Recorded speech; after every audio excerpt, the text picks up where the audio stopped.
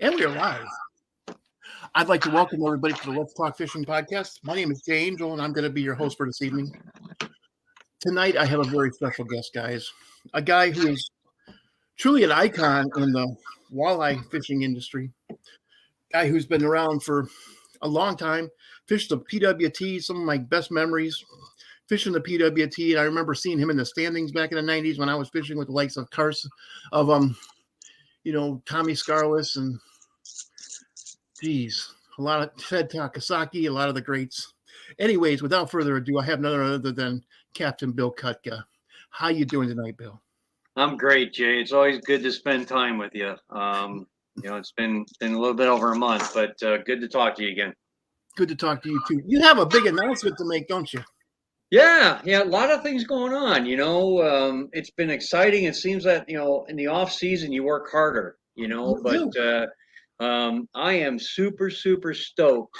Been working with FXR and been fortunate enough. Milt Reimer and Chris Myron put me on their pro team. So wow, yeah. So I'm gonna give you a little drama.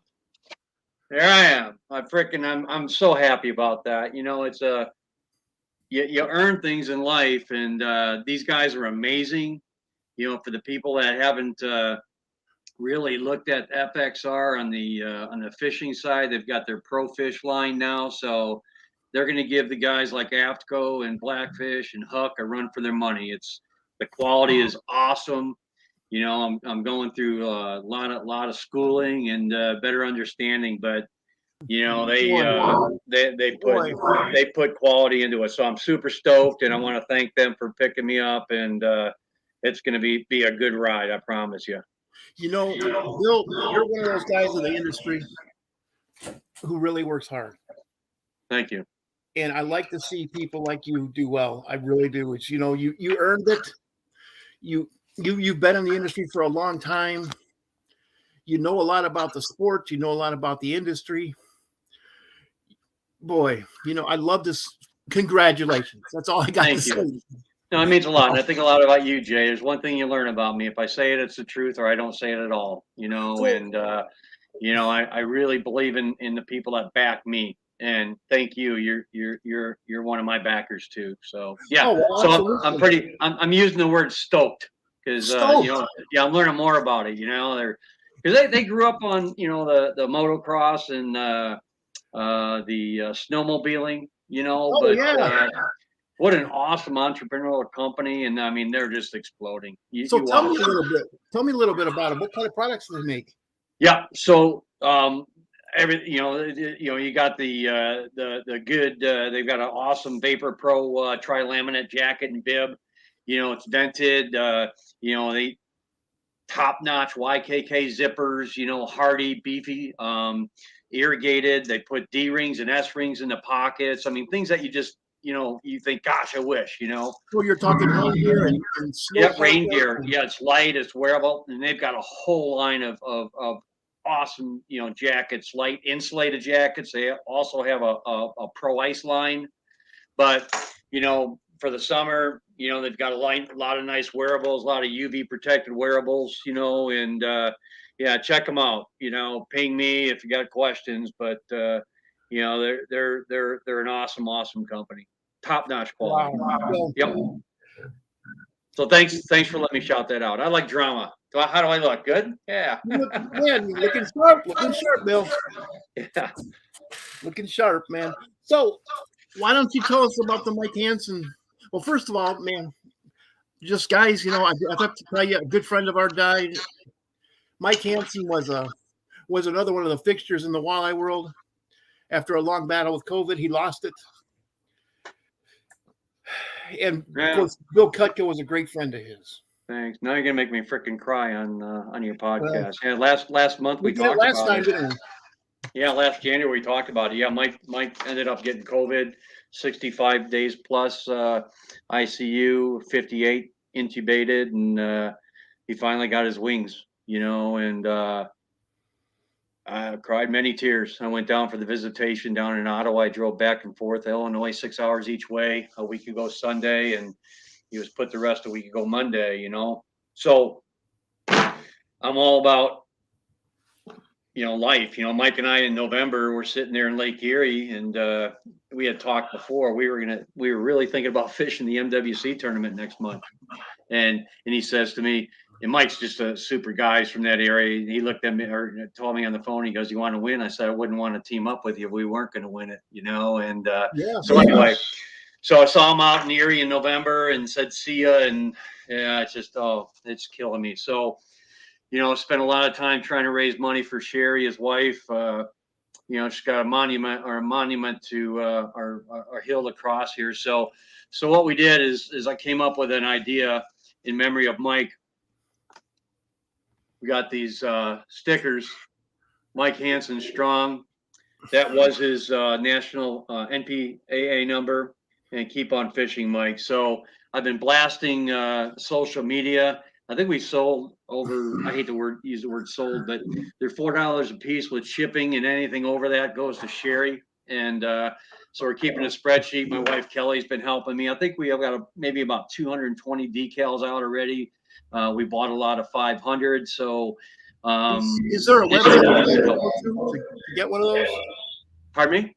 Is there a website I can go to get those? Yeah, just go to my Facebook page, Jay. It's blasted on there, and I'll get you some. But yeah, anybody out there that has helped, thank you so much. If you haven't, check out my Facebook pages. Bill Kutka Angling and Bill Kutka, my personal. It's got all kind of information there, and it's all about helping Mike. In memory, and helping Sherry. So. Okay. You see that? Yep. There you go. Thank you. And thanks in advance for anyone that'll help support. And we're keeping a spreadsheet. I'm going to share all the donors with Sherry, and so she can just see how much love there is for Mike. And I guess when I get up and meet him up top, first thing I'll do is I'll probably kick him in the ass and say, why did you leave me down here? And yeah. But he's got a new purpose, Jay. So he does. And so guys, if you want to donate to Mike Hansen's family, please go to Captain Bill Kutka, go to Bill Kutka Angling, and you will get information there about how to donate and get one of these Mike Hansen Strong and MPAA number 104. Yep. Thank you for that. So please help. Please help out with that. It's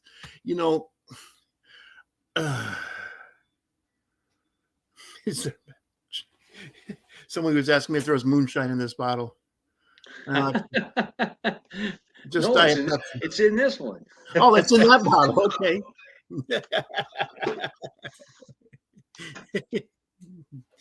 Maybe at one time in my life there was moonshine in the bottle I was drinking, but I think that stuff would kill me nowadays. Yeah, no moonshine for me tonight. So let's talk about the goose. Yeah, a little shout out. For the folks that were down in Northern Illinois at the Outdoor Sports Show, Jim Grant knocked it out of the park. Great lineups, seminars. But there's this angler that I think everybody needs to know. It's Robbie Henderson, goes by Goose, and he's 13 years old, has autism. He's sponsored by Fishing for Autism, but he is 21st in the nation, and he's fishing the NBT, the National Bass Tournament Trail Championships in May. So just a great young man. He spoke down in Northern Illinois, and I've just kind of embraced him. He's awesome. I watch his Sunday podcasts.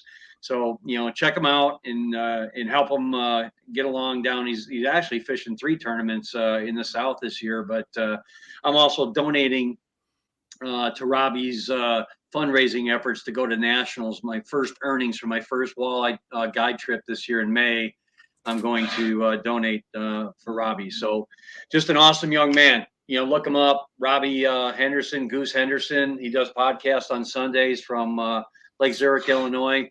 Awesome young man. Awesome. Yeah, that's Robbie Goose Henderson's Fishing Adventures. Yep. Okay. Yeah, and how many? And you're going to donate a portion of your guides? No, the full guide trip earnings. I'm sending down. So for your first trip of the year. Yep. Yep. Okay. And what tournament trail are you following this year? Yeah, so I'm going to do both again. I'm doing the Masters Walleye Circuit. I'm going to start in Sandusky this year, and then going to do a couple National Walleye Tour tournaments as well. I'm still handpicking the NWTs, but I'm not going to do the Detroit River. I just got too much going on, and probably do Marinette for sure, and then I'm flipping a coin. So. Okay, but you are going to fish the Masters Walleye Circuit too? Yep, I'll do a few tournaments there. Gonna kick it off, and I think that's April 22, 23 out in Sandusky. Okay. You're not fishing my old stomping ground then? No. I just this whole Mike thing, I just we were gonna do it, and I just maybe next year. Okay, I get it. I wanted to show you something. I got something from Mr. Grant last year. Let's not look at the bass thing, since I'm talking to a walleye angler. This is the Kutka. Yep.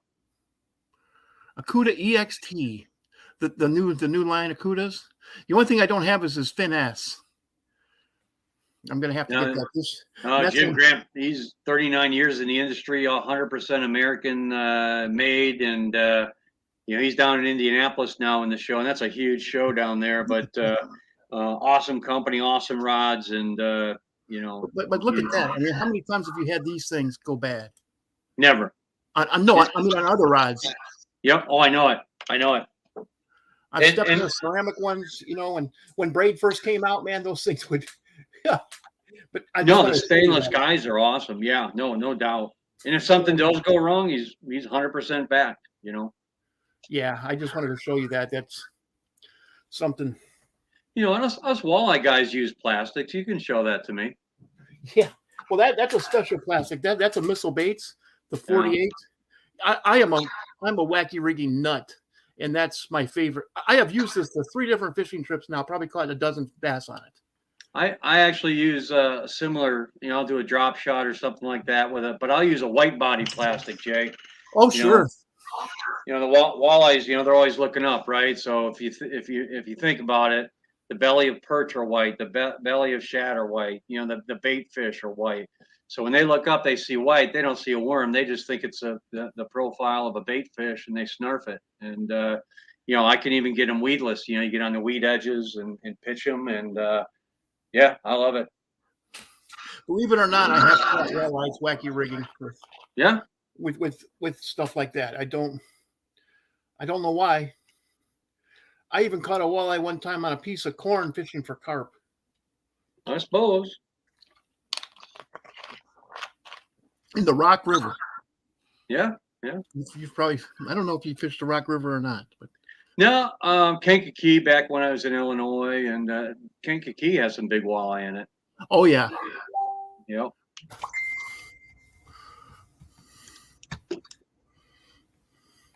And Jeff Henderson just says, thank both of you. Oh. What's up, Hendo? Thank you, Jeff. Thank you.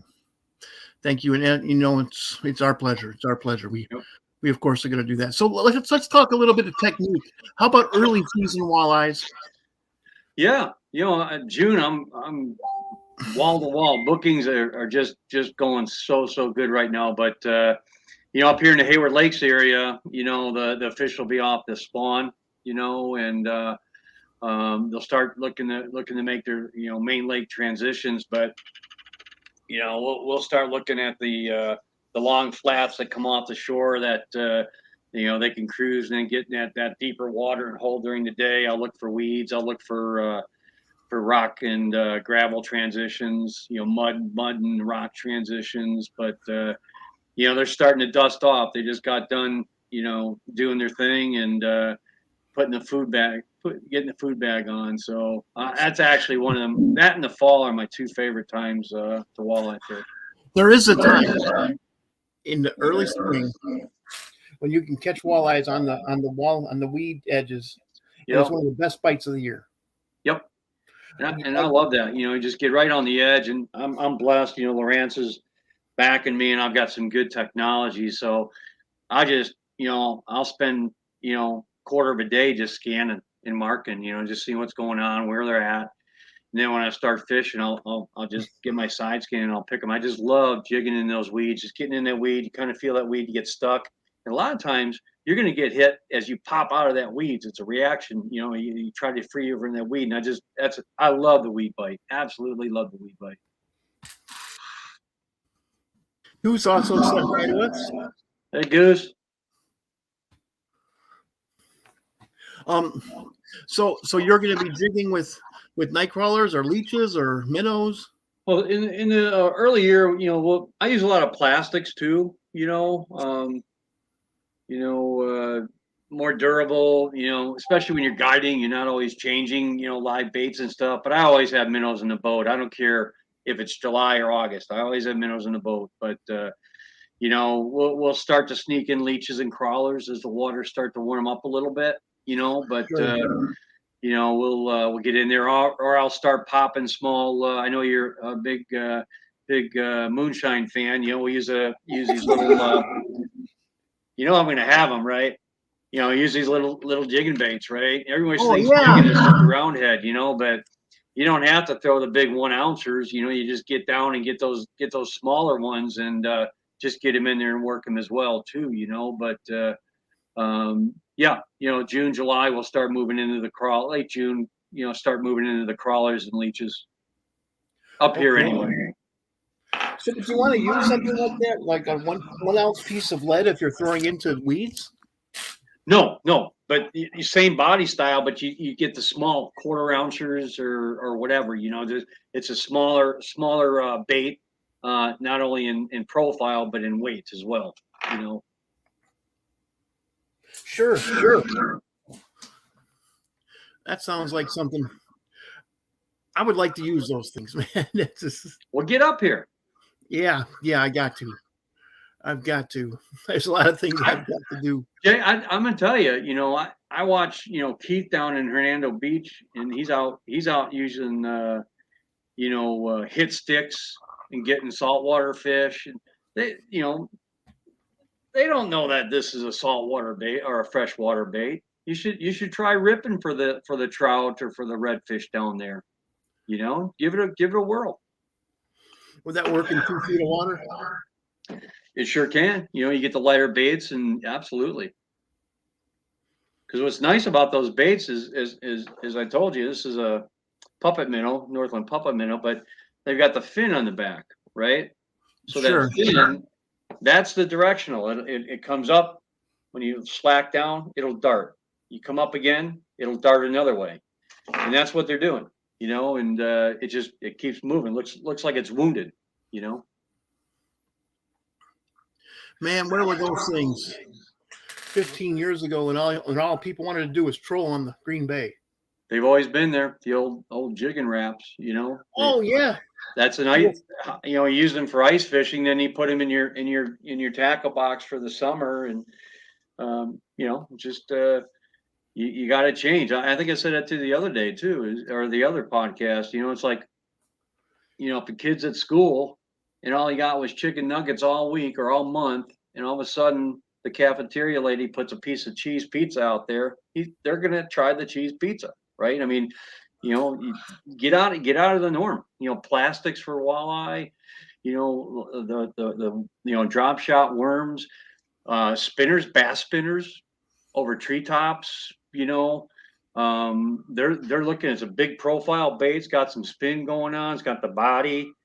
You do things different, because if they're seeing the same old, especially in areas like on Lake Erie, or guys are trolling through these schools, they see bandits, they see P10s.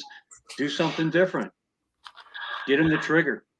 Chief told me that probably 20 years ago on the Illinois River about the Rapala jigging wraps. The jigging Rapalas. Sure. He said, nobody listens to me. I said, well, that's why you come in the top 10. I suppose, right? he kind of laughed, you know. Man, that's another man I miss. Yeah. Oh, gosh, over the last year, it just seems it's been a very difficult year, you know, but hey, we're all getting up there too, you know, and back in the PWT days, you know, we're all in our 30s or whatever. And, you know, now we're seasoned anglers and, you know, we're in the sunset part of our careers. You know, Chief told me one time that when he was young, you know, he was living up in the Upper Peninsula of Michigan, and he was, you know, Indian. And he said that all the kids were calling him Squaw. And then he grew up to be 6'5". And he says, now you're going to start calling me Chief. There you go. And I know that's all I ever called him. That's what I was introduced to him by Jim Kalkofen. Yeah. Yeah. The good old days, man. The good old days. Yeah. Jim's living the dream up in Montana now. Really? Yeah. His daughter tried to get me on the Crestliner Pro team at one time. Oh. She gave me a memo deal, and I read the whole contract. And I said, no, don't want to be involved in that. Yeah. If I can't sell it, does not sound like something I want to be involved in. Yeah. But anyways, okay. So early season. Okay, let's go into summertime patterns. Yeah, you know, up here, you know, speak about Hayward. We're so blessed. We got so many lakes, such diversity. But you know, it's all about following the bait. Whether it's here, it's on Lake Erie, right? I mean, you know, in Lake Erie, the fish start in the Western Basin. They do their spawn. They hang around the reefs, and all of a sudden, the water starts to warm, and they look for that cooler water, and they start following the bait. Same thing happens around here. You know, the fish are following bait. They're following temp.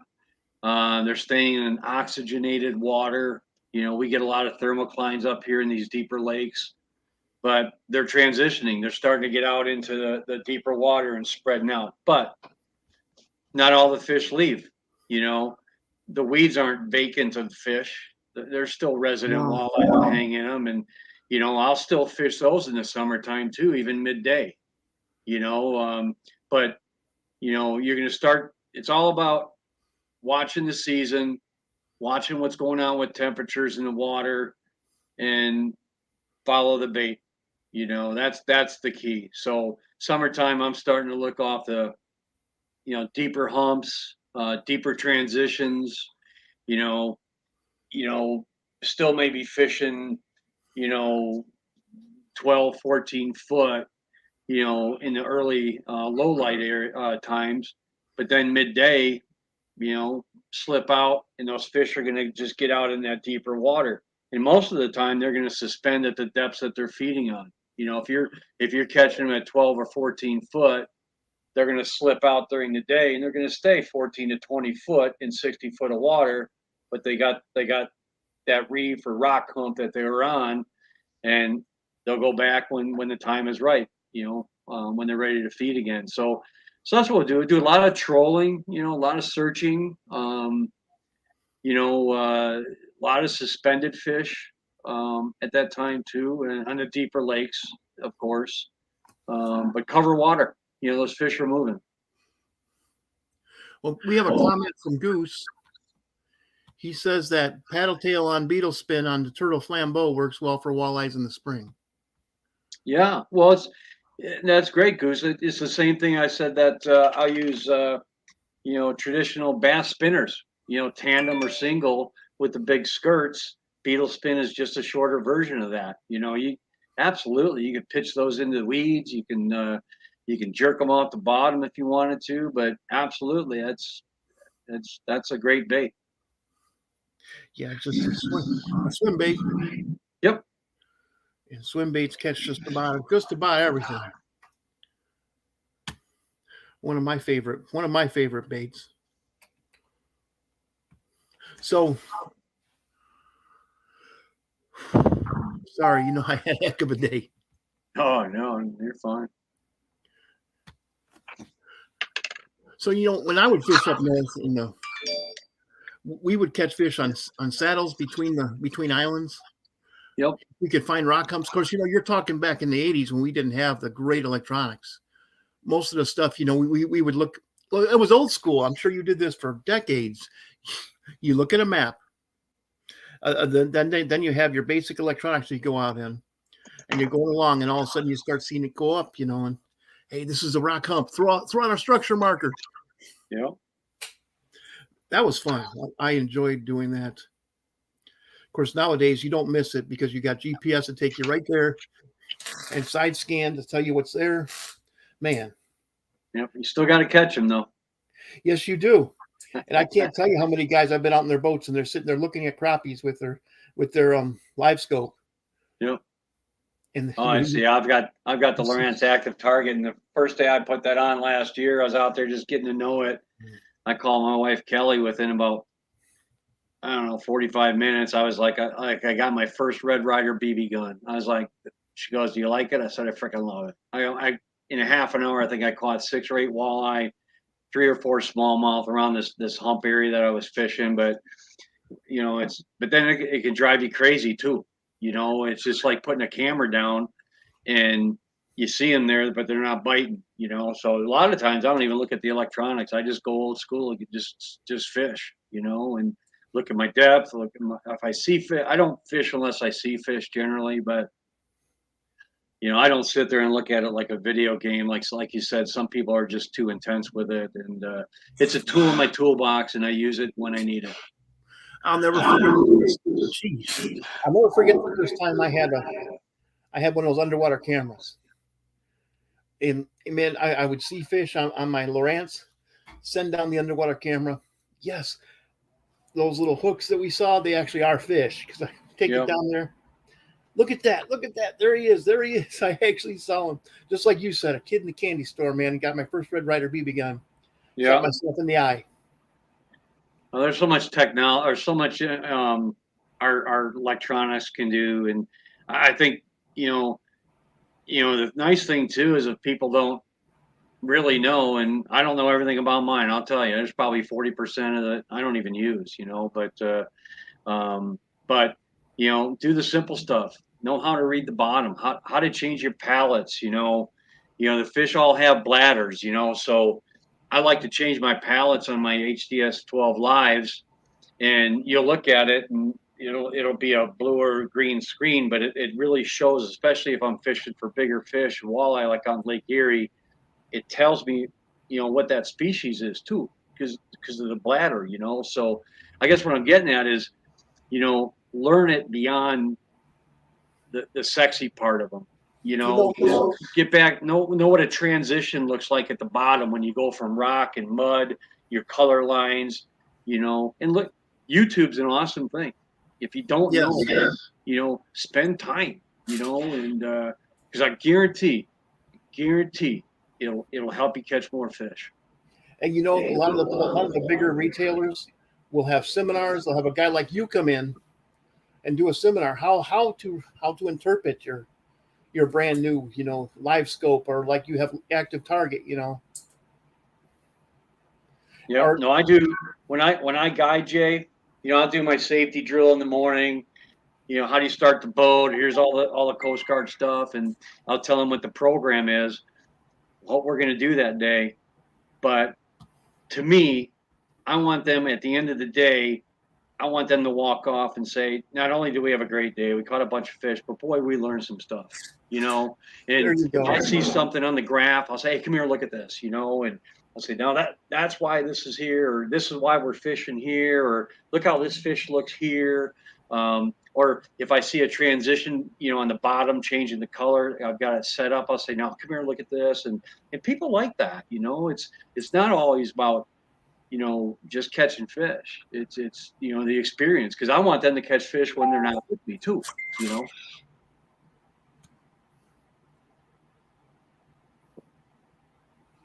Okay. Sorry, Goose was texting me again.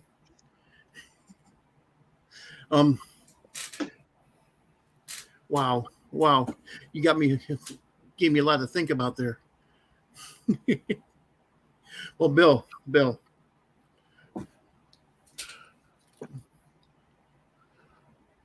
So Why don't do you have any shout outs you'd like to do? Yeah, no, I just always thank my wife Kelly. She's my biggest fan, my biggest supporter. We're in this together, and we actually joined the Chamber of Commerce a couple weeks ago or last There you week. go. And, yeah, she's we're stepping it up here on our full day trips. She's gonna be the chow wagon. We're gonna go in. She's gonna have brats and burgers going or whatever, and or just do sandwiches in the boat. So she's down here with me in our basement here, and thank her. She's a big one, but. I've got so many people to thank, and Jim Grant, what an awesome guy. He's just a huge Hall of Famer. Him and I tagged up last year for the Hall of Fame members. For those that don't know, the National Freshwater Fishing Hall of Fame is 10 minutes from my house down here in Hayward, Wisconsin. If you ever get up here, you got to go. It's not only the Hall of Famers, but there's a lot of history. It's truly, I'm honored to have it here. So Jim and I tagged up. I donated a full day guide trip. He donated a rod. We raised some money for the hall. That's just the way Jim is. Jim builds the best rods, but he's so horizontal. He's always watching out for people, taking care of people, and he puts his heart into it. In the whole industry. So thanks, Jim. But I've got some great backings, and I'll go really quick. Lowrance, without them, I just couldn't be what I am. Mercury, of course, FXR Pro Fish. Thank you. The Deshanos from Offshore Tackle. I think I've got a board that's probably 100 years old. But he's awesome. So thanks, Bruce and the team over there. Ranger Boats, Frankie's Marine, Wave Pro Power Tran, and Okuma. I've got a few more, but those guys really back me, and I love partnering with companies that I use the product or have used the product, or have an excellent product. And I'm not a NASCAR, decal guy. I'm not in it for that. I'm in it for the relationship. It's like, what can I do for you? And that's what I am. So, folks, get on my website. You'll see who's backing me, and it'll link you right to their websites. But I'm blessed, Jay. I really am. You sure are. You sure are. Having a list like that. Yep. And if I can too, Northern Illinois was awesome. I was down there in January. I did 4 seminars. I was truly honored to be part of a 4-person panel for the Walleye. I was with Ted Takasaki, and it's kind of like the M&M commercial. Every time we see each other, it's like, you do exist, and all of a sudden we're freaking, in our 60s, But he was on the panel, Marianne Husky and Scott Allen. It was awesome, great show. I'm going to be in Milwaukee at our West Allis in Milwaukee for the Sentinel Journal sports show, March 10 through 13. I'm doing 2 seminars, one on Thursday. It'll be Lake Erie Revealed, tips, tricks, and techniques. I'll be up there at 1 o'clock for an hour. And then Friday I'll be on Hayward walleye fishing. And then I'll have my booth as well. So really, really excited to be there, and hopefully it'll be a great show. So if you're in the hood, come on, stop by. Let's talk some fishing. Wow. Jeez, quite an echo tonight.